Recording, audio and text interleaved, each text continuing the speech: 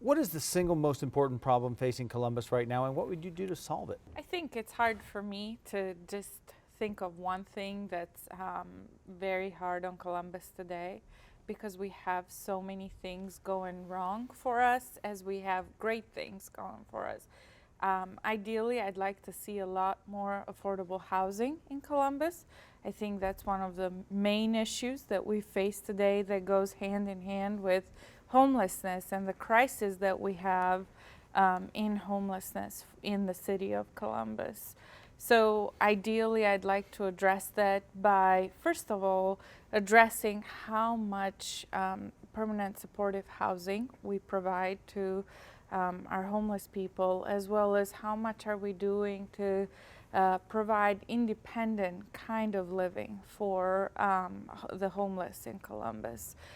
There is models that we have in the city that we could follow that have been very, very successful in helping people return to their lives and be successful. Do you support the use of police body cameras, and how do you think they should be funded? I honestly do not. I think they're very expensive and deliver marginal results, not to mention the fact that they're, first of all, very hard in terms of privacy for victims. But I think there should be a few different programs that we should allocate money for in our city budget, to talk about anything from police appreciation to police investigation. They're both very important. I also think we need to invest more time and money in making sure that our police have adequate training on when to use deadly force. I think the money that we're using today on body cameras should be better used at training our police force. How do you plan to ensure integrity in the office of Columbus City Council? I think it's important that first and foremost we elect people of character in council. Council is a very, very important position and vote for our city, and as such it should be taken very seriously. Number two, we need to make sure that all the different ethical laws and regulations that we have in place today should be followed. How do we do that?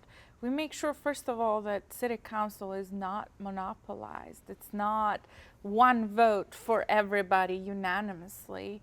And I think there's something to be said about voting people in that are not just career politicians, but have come from the private sector, have run a project, a budget before.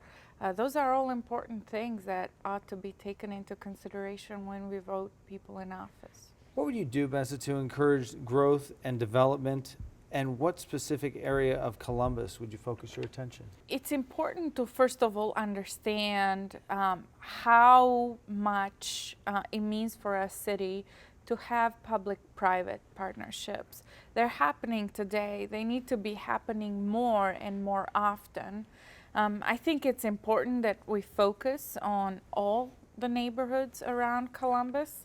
None of us pretends to have a certain all-encompassing solution, but it shouldn't be the Arena District versus the rest of Columbus. We need to focus on the overall joining of all our neighborhoods. Seriously, that is the only way to encourage economic growth within our city, outside our city, and encourage folks to create small businesses in Columbus. Believe it or not, today there is several different unfriendly business practices that make it very hard to become successful as a business owner in Columbus. Hello, I'm Besa Sharrah, and I'm running for Columbus City Council. I'm a first-generation American who made her American dream happen here in Columbus, Ohio. As an engineer, I've worked very hard in small and big businesses, and I have the experience and leadership necessary to provide the success that Columbus needs to reach the next point. I'm going to work very hard to create more affordable housing in Columbus, end homelessness, and provide the skill set necessary that our youth needs to become more successful and be able to compete. I'm asking for your vote on November 3rd.